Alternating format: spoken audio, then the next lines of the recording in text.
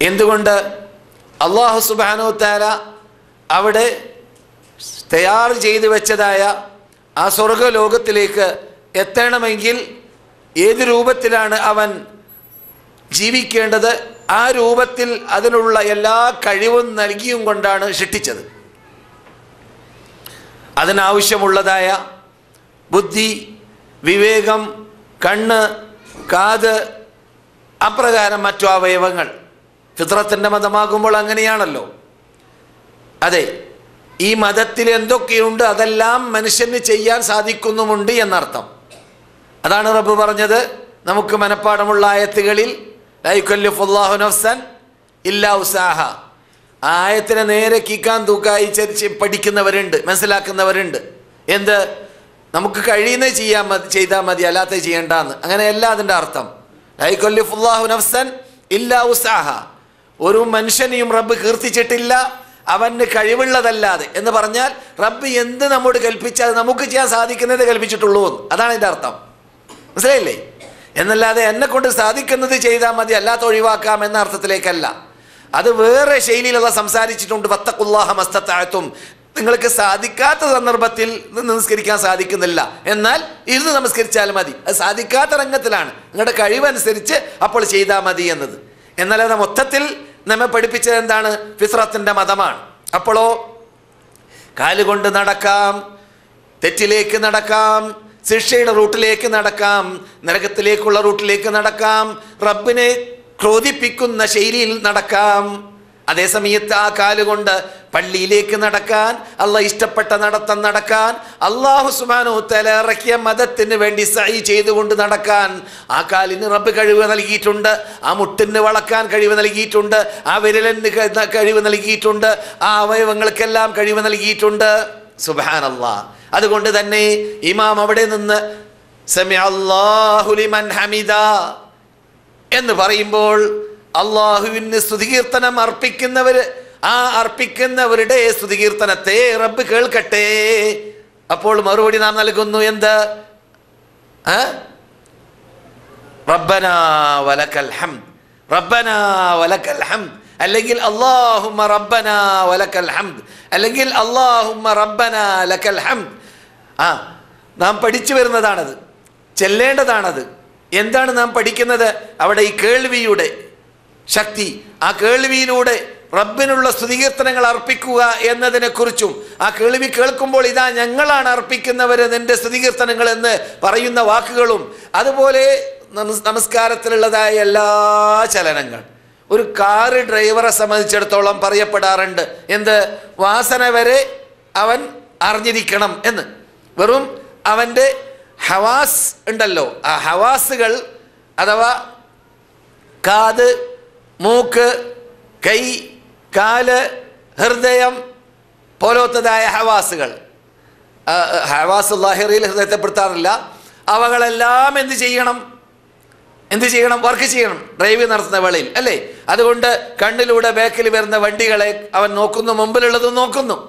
അതേസമയത്ത് ശബ്ദം കേൾക്കുമ്പോൾ എന്തോ ഒരു ശബ്ദം വരുന്നുണ്ട്, അതുകൊണ്ട് ആ ശബ്ദത്തിന് മാറി നിൽക്കണം എന്നും തീരുമാനിക്കുന്നു. അതുപോലെ തന്നെ മൂക്കുകൊണ്ട് അവൻ ശ്വസിക്കുന്ന വേളയിൽ അവൻ അറിയാം, ഇവിടെ എൻ്റെ കാറിന് തന്നെ ദോഷം കാണും, അതുകൊണ്ട് തുറന്നു നോക്കണം, ഒരു പക്ഷേ തീ പിടിക്കുകയോ അപകടത്തിൽപ്പെടുകയോ ചെയ്തേക്കാൻ സാധ്യതയുണ്ട്. അപ്പം എല്ലാ ഹവാസുകളും വർക്ക് ചെയ്യുന്നു ഡ്രൈവിംഗ് ചെയ്യുന്ന വേളയിൽ. അതെ, അപ്രകാരം ഒരു മുസ്ലിമായി അത് ഡ്രൈവ് ചെയ്യുന്ന വേളയിൽ മാത്രമാണ് ഈ പറഞ്ഞത്. അത് ഭൗതിക നേട്ടങ്ങളിൽ ഡ്രൈവ് ചെയ്യുന്ന വേളയിൽ മാത്രമാണ് അങ്ങനെയുള്ള ശ്രദ്ധിക്കാൻ വേണ്ടി പറഞ്ഞത്. മുസ്ലിമായി ജീവിക്കുന്ന വേളയിൽ അവൻ ബോധമുണ്ടെങ്കിൽ, അവൻ ഉണർന്നു നിൽക്കുകയാണെങ്കിൽ, ഉറങ്ങുന്നവനല്ലെങ്കിൽ അവൻ്റെ എല്ലാ ഹവാസുകളും പ്രവർത്തിച്ചു കൊണ്ടേ ഇരിക്കണം, റബ്ബിന് കീഴ്പ്പെടുത്തിയും കൊണ്ട്. അതെ, വല്ലതും കാണുമ്പോൾ വല്ലതും കേൾക്കുമ്പോൾ അവിടെ നിനക്ക് അറിവില്ലാത്തതിൽ നീ കൈയിടാൻ നടക്കരുത്, അറിവില്ലാത്ത നീ കാണാൻ നിൽക്കരുത്, കേൾക്കാൻ നിൽക്കരുത്, പറയാൻ നിൽക്കരുത്, ചെയ്യാൻ നിൽക്കരുത് എന്ന കൽപ്പനകൾ മുമ്പിൽ വരുന്നു. അപ്പോൾ എല്ലാ സന്ദർഭത്തിലും ഉപയോഗിക്കാനുള്ളതായ യന്ത്രമാണ് എന്നതുകൊണ്ട് തന്നെ റബ്ബിന്റെ ചോദ്യം വരുന്നു, അലം നജഅൽ ലഹു ഐനൈൻ വലിസാനൻ വശഫതൈൻ വഹദൈനാഹു നജ്ദൈൻ. നാം അവന് രണ്ട് കണ്ണിനെ സൃഷ്ടിച്ചില്ലേ, രണ്ട് കണ്ണിനെ സൃഷ്ടിച്ചില്ലേ? പറയും പോലെ ഈ കണ്ണുകൊണ്ട് എന്തുകൊണ്ട് അവൻ കാണേണ്ടത് കാണുന്നില്ല?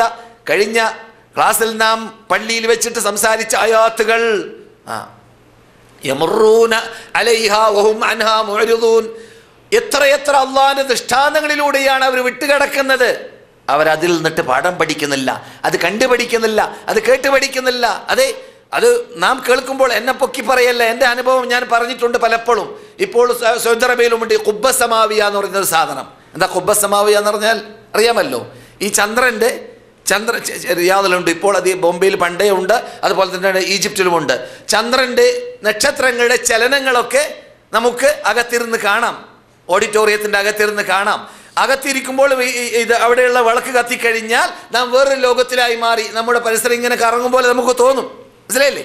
എന്നിട്ട് പിന്നെ അവിടെ വർക്ക് ചെയ്യും, സ്പീക്കറിലൂടെ പറയപ്പെടും, അശരീരി കേൾക്കും.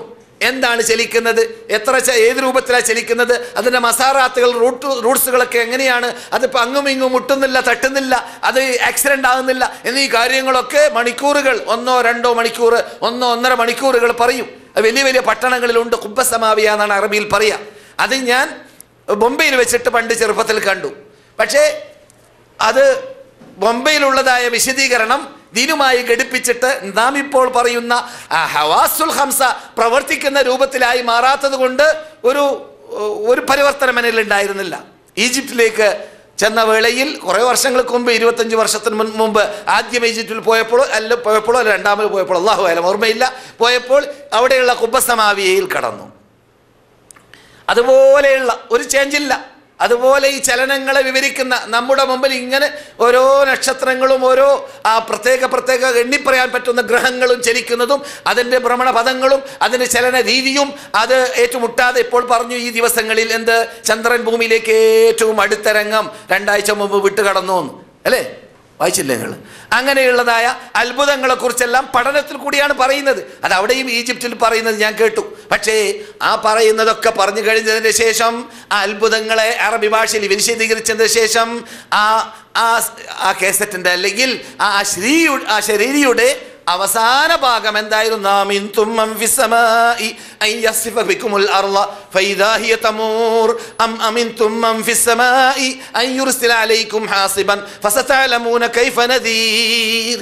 എന്നീ 2 ആയത്തിന്റെ ശബ്ദം വന്നു അവിടുന്ന്. അത് ഞാൻ അറിയാതെ കണ്ണീരിൽ ഒലിച്ചു എന്നിൽ നിന്നിട്ട്. നിങ്ങൾക്കും സംഭവിക്കും.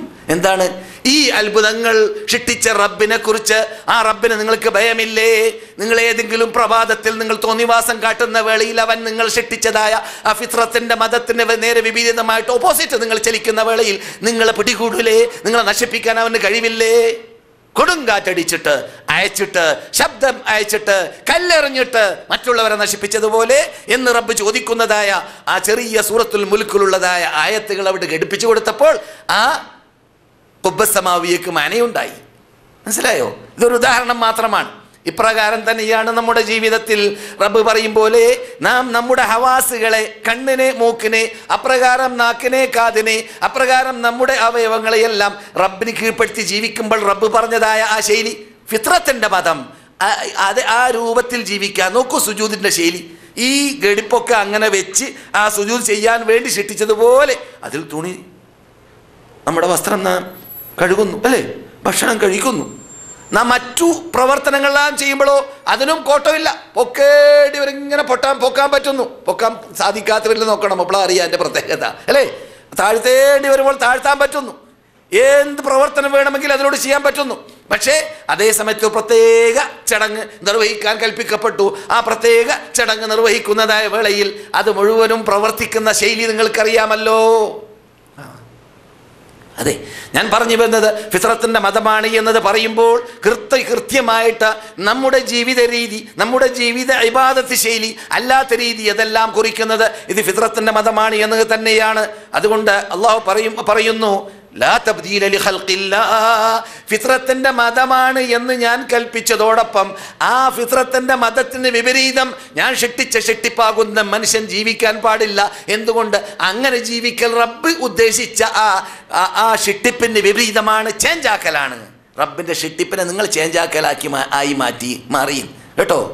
അതാണ് ലാ തബ്ദീല ലിഖൽഖില്ലാ, അള്ളാഹിൻ്റെ ഖൽഖിന്. അത് വലിയ തഫ്സീറാണ്, മഹാത്മാക്കൾ പറഞ്ഞ തഫ്സീറുകളിൽ പ്രധാന തഫ്സീറാണ്. എന്ത് തബ്ദീലുൽ ഖൽഖ് എപ്പോഴാണ് വരിക? ദീനിനൊത്തിട്ട് ജീവിക്കാതിരിക്കുമ്പോൾ തബ്ദീലുൽ ഖൽഖ് വന്നു. എന്നല്ലാതെ കണ്ണ് മാറ്റുമ്പോഴോ മൂക്ക് മാറ്റുമ്പോഴോ വേറെ എന്തെങ്കിലും ചേഞ്ച് ചെയ്യുമ്പോഴോ മാത്രമല്ല. പിന്നെയോ ദീനിന് വിപരീതം സുബഹി മുസ്ലിം ഉണർന്നില്ല, അവൻ തബ്ദീലുൽ ഖൽഖ് നടത്തി. അവൻ്റെ ശരീരം ഉണരേണ്ടതാണ് ആ സന്ദർഭത്തിൽ, എന്നിട്ട് തല കുനിയേണ്ടതാണ് ആ സന്ദർഭത്തിൽ. അർശിൻ്റെ ഉടമയ്ക്ക് വേണ്ടിയിട്ട് അവൻ്റെ ഏറ്റവും പരിശുദ്ധിയുള്ളതായ ആ അവയവത്തെ താഴ്ത്തി വെക്കേണ്ടതാണ്.